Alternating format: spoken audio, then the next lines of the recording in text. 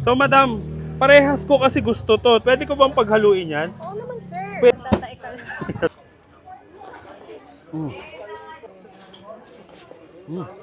Dahil summer na, di na nga mapigilan ng mga nagtitinda ng halo-halo na magsulputan kung saan-saan. Siyempre, pagkakaiba, mas mabenta. Kaya dinayo ko na nga muli ang isang branch ng halo-halo nag-trending dito sa Imus last year. Hello po, magandang hapon po. Magandang hapon po. Welcome po sa JJ Licious Sweet Delights. Madam, ano bang tinitinda nyo dyan? Meron po kami halo-halo overload. Iba't ibang klase po kami. Crema dulce, ube overload, at saka crema mais. Meron din po kaming scramble. May flavors po kami na classic, ube, choco. So madam, parehas ko kasi gusto to, tong halo-halo nyo at saka yung ice scramble. Pwede ko bang paghaluin yan? Oo naman, sir. Sige nga, pa-order nga ako ng ube, overload, halo-halo, tapos classic na scramble na pagsasamahin mo. Ang ganyang kalaki, magkano yung ganyan pag ganong combination? 115 po. Ano yung nilalagay mo, madam? Ube po, gulaman, sago, love saging, mata, beans, munggo.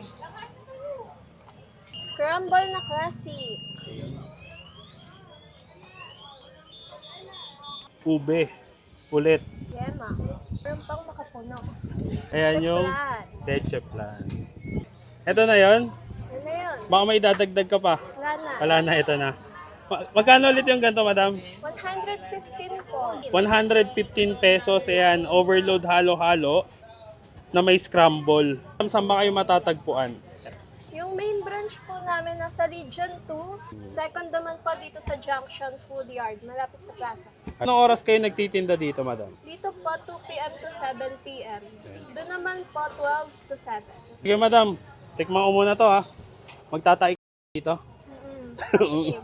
So mga box, ito na nga yung in-order natin dito kay JJ Licious Sweet Delights na halo-halo. Ito yung halo-halo overload version 2. Kasi pinag-combine natin yung overload halo-halo na ube nila at saka yung kanilang classic na scramble. Ayan. So hindi na kailangan ng gatas, hindi na rin kailangan ng yellow kasi yung scramble na yun pumalit doon sa dalawa. So haluin muna natin mga box. Ayan. Yun, oh. Kain tayo. Grabe, kahit sobrang dami ng matatamis na nakahalo dito, hindi naman siya ganun kasobrang tamis talaga.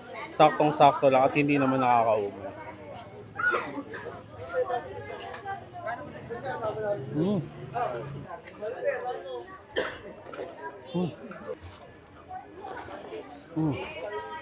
Overload halo-halo nila dito mga box is 79 at saka 99 pesos.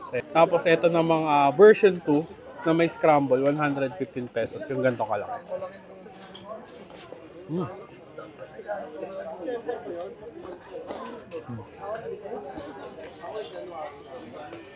Harap. And perfect na perfect ngayong mainit ang panahon.